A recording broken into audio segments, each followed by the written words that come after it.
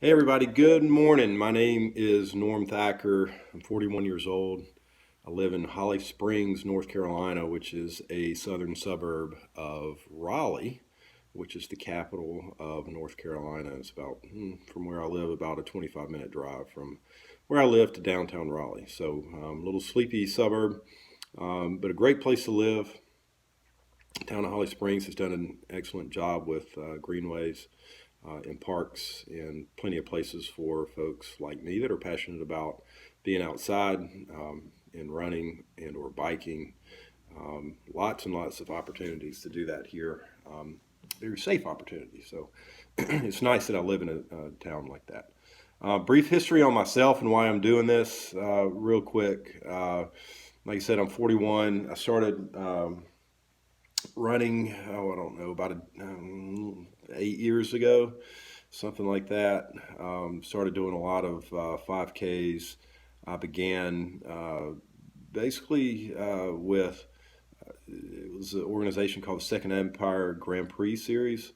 It's a nice restaurant in downtown Raleigh, and the owner of that restaurant put together a fairly significantly large race series in the greater Raleigh area. And most of them were 5Ks. There was a 10K and a half marathon sprinkled in. And basically, if you ran 6 of the 10 races, or it might have been 7, I can't remember, you got to go to a nice lunch at Second Empire.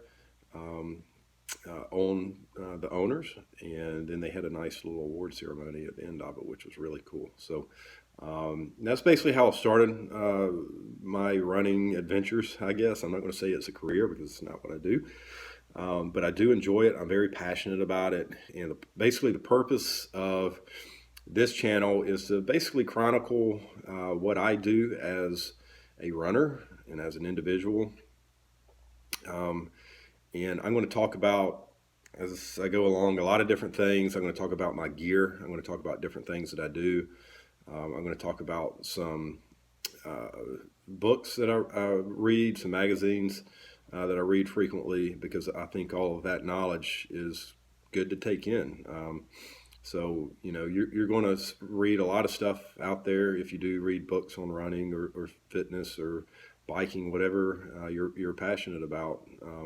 You want to take bits and pieces of that and kind of make it your own, because what I do is not necessarily going to be what works from you, but my goal and my hope of this is there will be little bits and pieces of what I do that you can implement into your daily routine, because I'm going to do things a lot different than what the next person does. But again, I've started listening to other people that are better than me, and that is one thing that I would highly recommend: is run with people that are faster and stronger than you.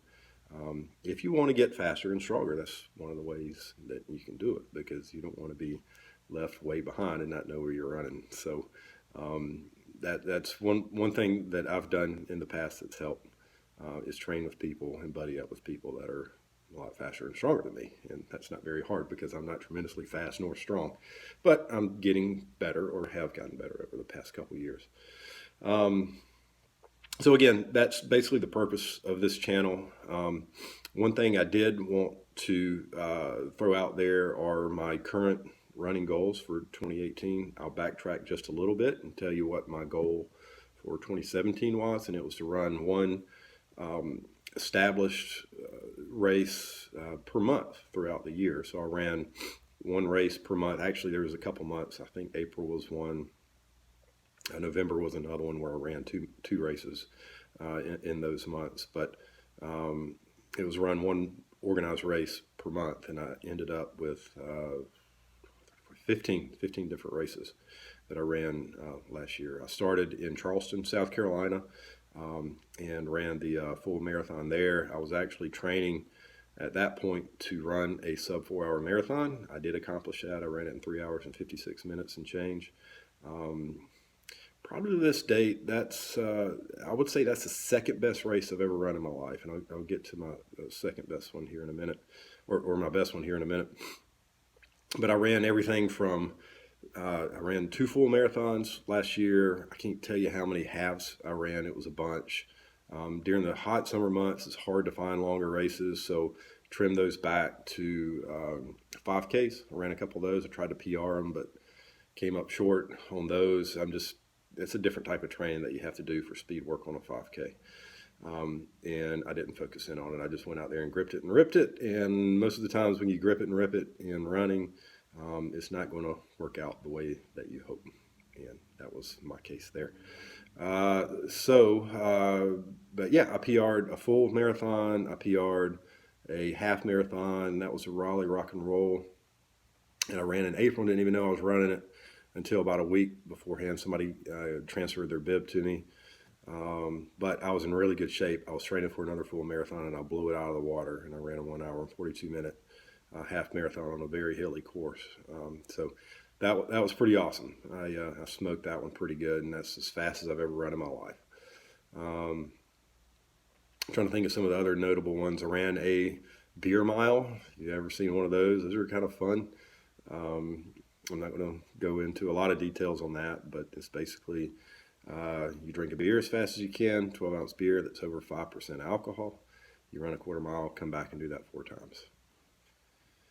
I shot for under 10 minutes, and I think I came in at like 10 minutes, 30 seconds. So that was interesting. I ran a donut race.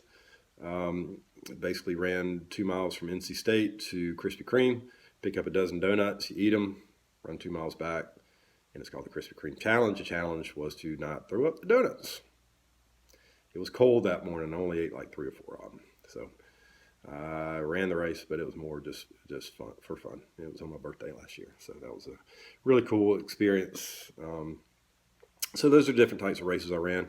You can see the shirt here, Glacier. I ran the inaugural Glacier National Park half marathon in East Glacier Park / Browning, Montana.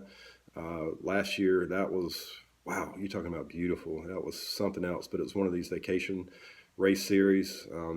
But we started right at sunup, and we were dropped off in the middle of the Blackfeet Indian Reservation, and we ran up across the Rocky Mountains. We ran across the Rocky Mountain pass, and then we bombed it downhill for about 8 miles. But I was spent. It was probably the slowest half marathon I've ever run. One, because it was cold and we were standing around, and I started running.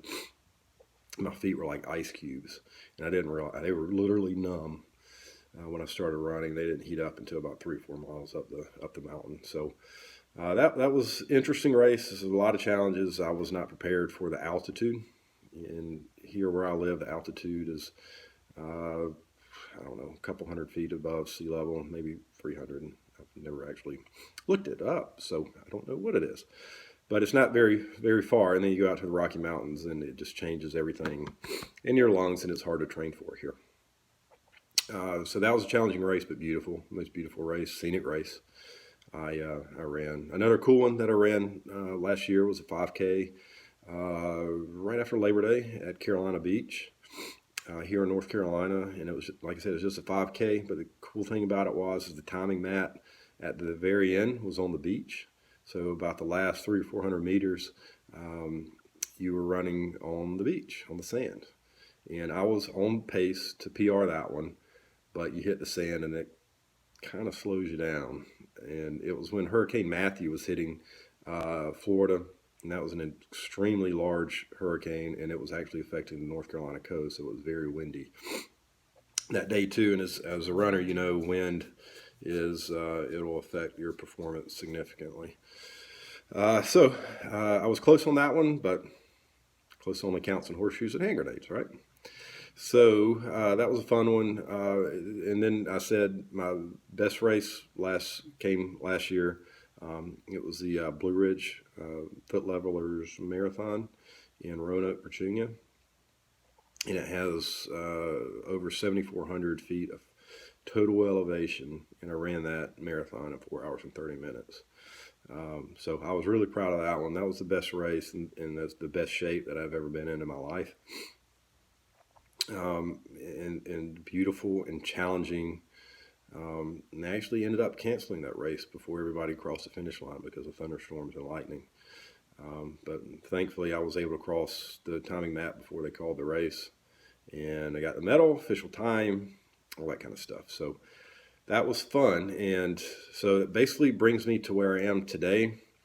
My goal for 2018 is to run that race again, which is no problem. I can finish that marathon right now if I had to.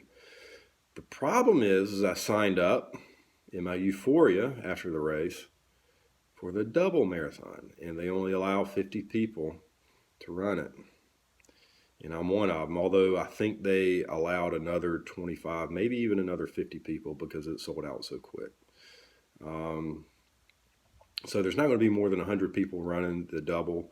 So basically, you might be asking, well, what's a double? A double is you run a marathon, turn around, run another one. So that's what I'm going to do. So what is that? 52.4 miles is what I'm going to be doing. Yeah, so it's basically an ultra race, and I've never run one. Here's the problem. Actually, there's several problems. One, the elevation. So you're looking at over 50, almost 16,000 feet of total elevation between the two. I've never done anything like that before. There's no way in Holly Springs, North Carolina that I can train for something like that. I realized that last year training for this one. Now, well, you've got hills around here, but whatever you do is not going to be enough to train for it.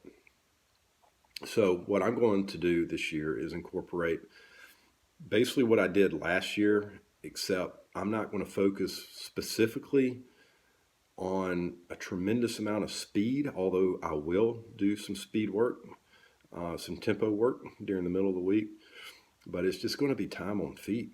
I mean, that you're talking about over 52 miles. That's a lot of energy. That's a lot of time on your feet. So I just got to be moving as much as I possibly can and just really dump on the miles as much as I can. But my problem is I'm just a little over 3 months away and I'm severely undertrained. So be quite honest, I'm not even sure I'm going to be able to do the double. I know I can do the marathon, but I might have to trim it back and only do the one marathon instead of the double. So we'll see how it goes. The other problem that we face here at the beginning of the year, an issue is it's been super cold. We had over 200 hours, consecutive hours of below freezing temperature. And I'm not just talking about 31 degrees. I'm talking about single digits and highs in the low 20s. I went out for a run a couple of days ago and I came up to a pond, saw a little rock, and I picked up a rock about that big and I just threw it in the lake. I thought it would just break right through the ice, but that rock, and like I said, it was a decent sized rock, it just skidded right over the top of the ice there. So luckily though today, let's see, today it's 52 degrees. So January 10th, 52 degrees. Not bad. So that's really good running weather. Extremely good running weather, actually. So we're going to go out and do a run here in a little bit. And again, as I do these runs, I'm going to record most of them, post them.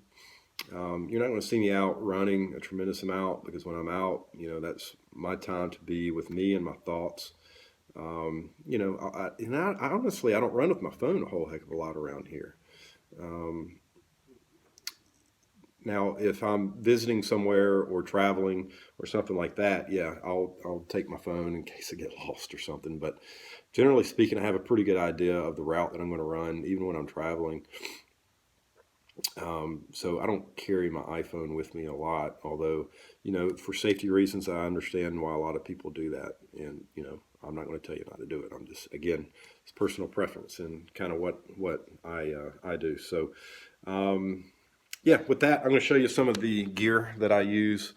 Flip this around. I think one of the most important things, or not one of the most, I'm going to say the most important thing, that piece of equipment that you'll have are your shoes. I prefer, right now, a Brooks shoe called the Ravina.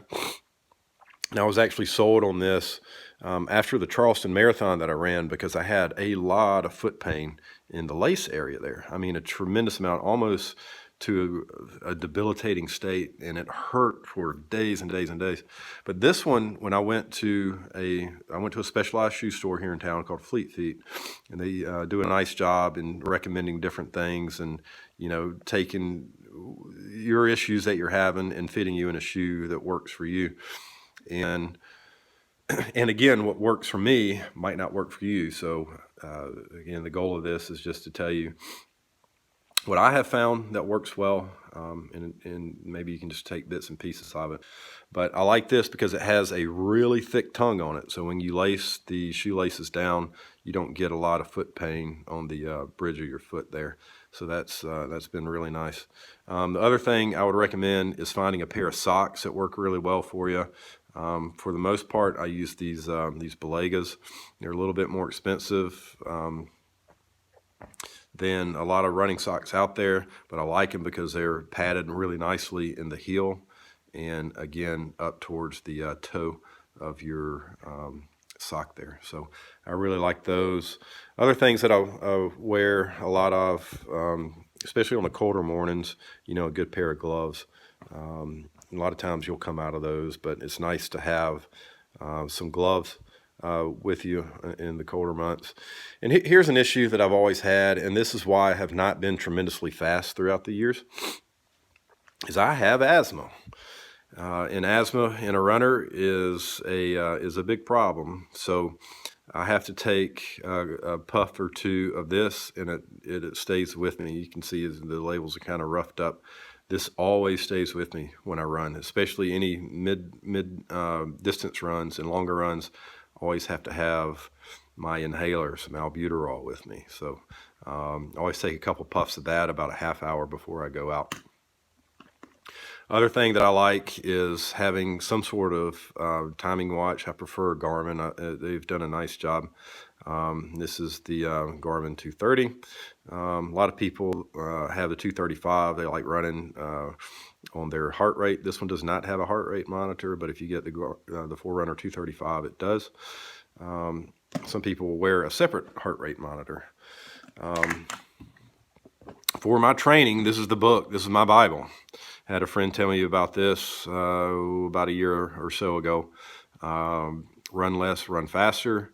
I highly recommend this to anybody, even if you're not going to use this training plan, to read through this book. And it basically bases your 5K or your training plan on your 5K time. So it bases your speed work, your tempo, and your long run pace off of a 5K time. So Run Less, Run Faster, and there's actually an app that you can download out of iTunes, the App Store, to help you track that as well. So look into Run Less, Run Faster. Highly recommend it. Great training plan for beginners or experts alike, and has really worked well for me. Other things that I use a good bit, especially just about every time I run, I'll use this little flip belt. If I do run with my iPhone, there's plenty of room there for it. And then my apartment keys and key fob will clip on in there. And that's basically about all the equipment that I put on my body. And then obviously my inhaler will go in there as well. Have some sort of hat with you. Always run with a hat. This is my favorite hat, the one that I got out of Roanoke, Virginia last year.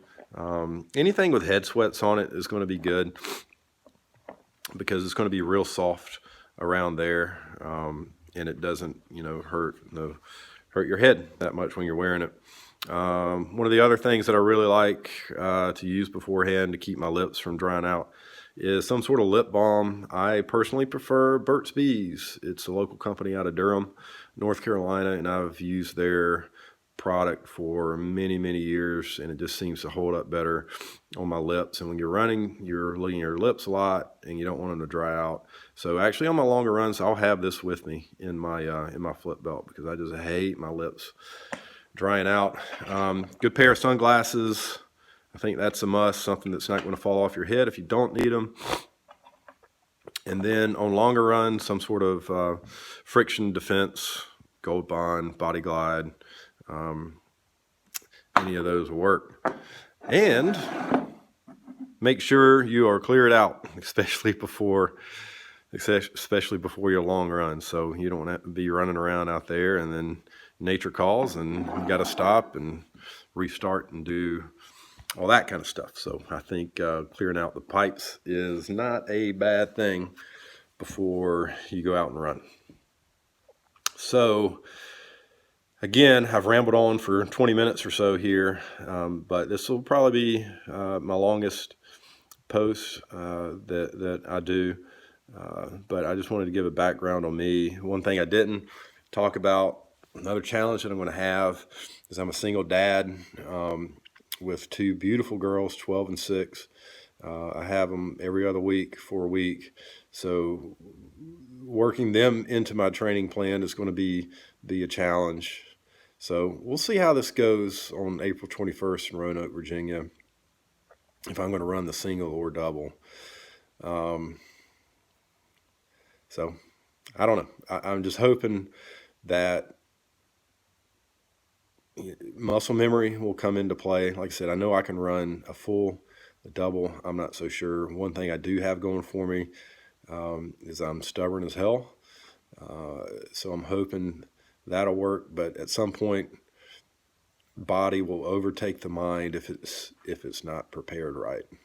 But you've got to prepare them both. You got to prepare both body and mind. And I'll talk about some of those things as we move forward. But for now, my name is Norm Thacker again, and hope you follow along in my adventures. And if you have any comments, certainly post them below. And we're in this together. Till next time. See ya.